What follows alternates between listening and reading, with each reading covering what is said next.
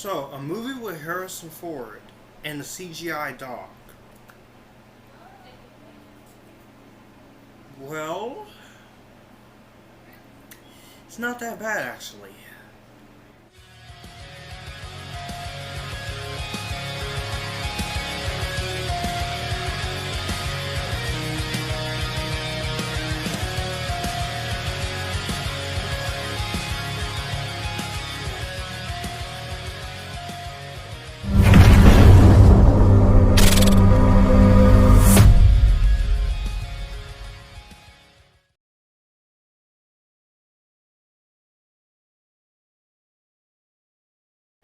What's going on, guys? This is Janusz, aka Future Filmmaker 394 Reviews, where I talk movies, film, and TV, and I am here to give you guys my thoughts on The Call of the Wild.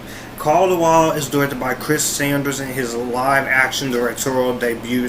Stars Harrison Ford, Dan Stevens, Omar Sy, Gillan, and is based on the novel of the same name, Call of the Wild by Jack London. Now, if you guys are new to the channel here, and if you like what you see, be sure to hit that subscribe button for more Epictasticness. If you like what you see here, all my social media links are in the description box down below. And if you want to donate money to my channel, you can message me privately through DM or email, and I'll give you directions on how to do that properly. And if you want to send fan mail, you can go ahead and do that as well. And so, The Call of the Wild, going into this movie, I was kind of interested. I did read the Call of the Wild book back in my days of elementary school, and I do remember having the book. And I think it's a really great book. It's a phenomenal book that is one of the best books I've ever read in my entire life. So when I heard they were doing a film version of this, I was interested. But I was also a little nervous because the trailers had the fact that there was a CGI dog, and the CGI just reminded me of the CGI in the Cats. But I still had some hope and excitement that it would be good. And did it actually win me over? It did. Well, let's get into it. So the plot of The Call of the Wild is Buck is a big-hearted dog whose blissful domestic life gets turned upside down when he is suddenly uprooted from his California home and transplanted into the exotic wilds of the Alaskan Yukon in the 1890s. As the newest rookie on the mail delivery dog sled team, Buck finds experience the adventure of a lifetime as he ultimately finds his true place in the world. And that's the plot of The Call of the Wild in a nutshell.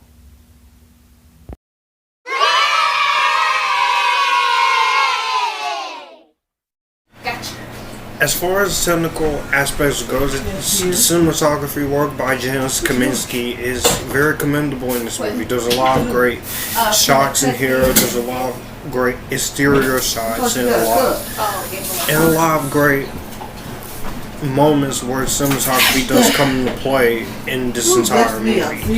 And it feels like the cinematography is really well done. You can tell that the director, he gets some really great shots here as far as cinematography wise. And as far as direction wise, Chris Sanders making the transition from animation to live action is a very nice, good way to start it. And Chris Sanders, he's directed a lot of animated movies. Lilo and Stitch, the How to Train Your Dragon trilogy.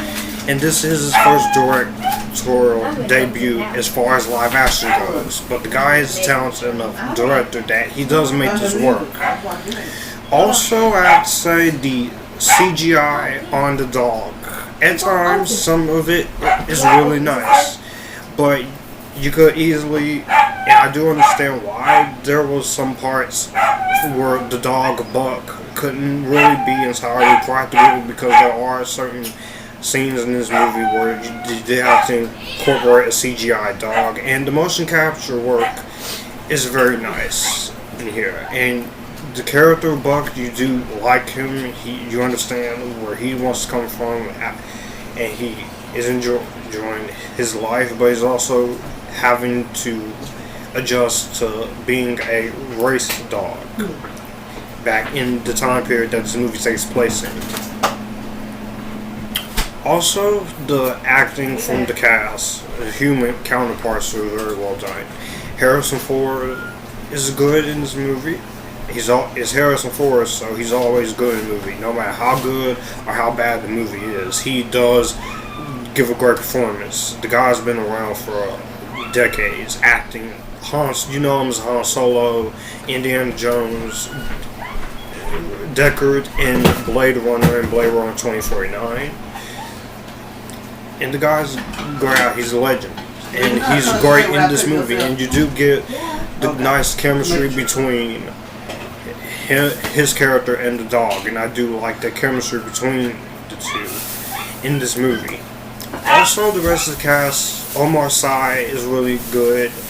Cara Gee is really great in the movie. Bradley Whitford is good, and Karen Gillan, pretty underrated actress. You've seen her in Jumanji, Welcome to the Jungle, and Jumanji Next Level, and they are talking about doing a fourth Jumanji movie. Well,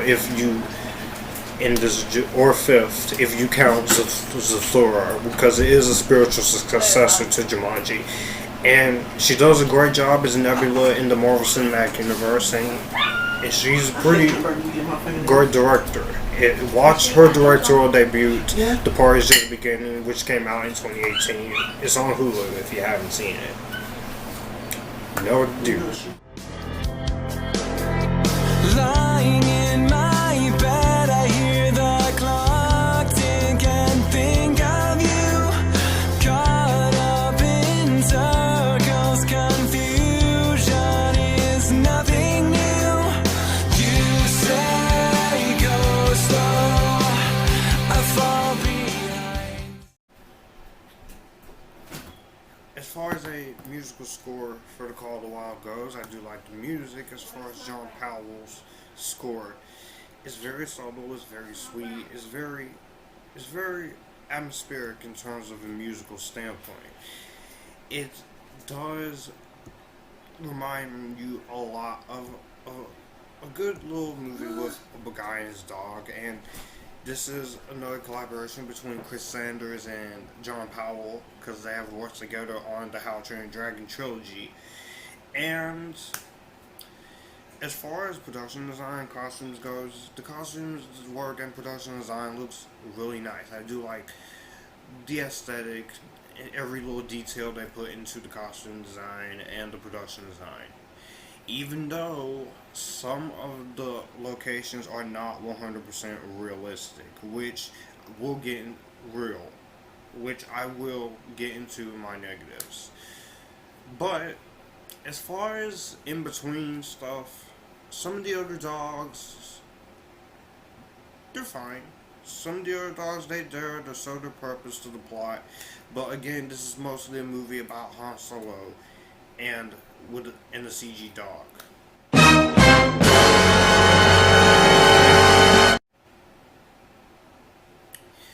As far as issues with The Call of the Wild goes, I do have to admit that even though I do praise the other cast members like Karen Gillan and Cara Gee and Omar Sy, I do admit the rest of the cast in this movie is pretty underutilized. There's not a whole lot for them to do. And I can understand probably if that's part of the script, or is it just because the other actors were doing other movies at the time, but that could have been a little bit more than what they are in this film. And there's also some of the CGI on the dog, especially Buck, is quite noticeable, and you do see that and you do feel that, which I do admit, I wish there was a lot more practicality in this as far as effects goes, as far as the locations go, because this movie costs over $100 million, and this is the first film from 20th Century Studios, who is, honestly, let's just get out of the way, it's 20th Century Fox. They just changed the name, which I would have been happy if you just said 20th Century Fox and then Studios, because at least you still tell. But they want to separate themselves from News Corporation Company. That's understandable. But again, and also the villain in this movie is insanely boring. insanely generic. Dan Stevens is a great actor. Legion, Beauty and the Beast. Here he is just hamming it up like it's nobody's business and is fairly over the top and kind of ridiculous. And some of the writing for most of the underdeveloped characters could have been a lot more stronger because everyone's getting a good performance here. It's just I do wish that the rest of the cast, including Cara Gillan and Omar Sy, they did get a lot more to do. And there are times where you do notice is CGI in some of the aspects with Buck. Other than that, there's not really much more for me to say on A Call of the Wild. If you're looking for a good family film, I'd recommend this. I can understand why this movie bombed. I can understand why this is not going to be up your alley because of the CGI dog, but if you could look past that, I think you'll be able to appreciate the movie for what it's worth. So with that being said, I'm going to go ahead and give The Call of the Wild I highly recommend it. That was my review of The Call of the Wild. This was all recorded completely on my webcam. As you can see, there will be a little cut because I do change shirts. But let me know what you guys think in the comment section down below. What did you think of The Call of the Wild? Did you like it? Did you not like it? Are you in the middle? All my social media links are in the description box down below. If you want to donate money to my chime, message me privately or email me, and I'll tell you, and I'll give you permission to do that. And if you want to send fan mail, you can do that as well. So until then, you guys keep it cool. Join the Epictasticness.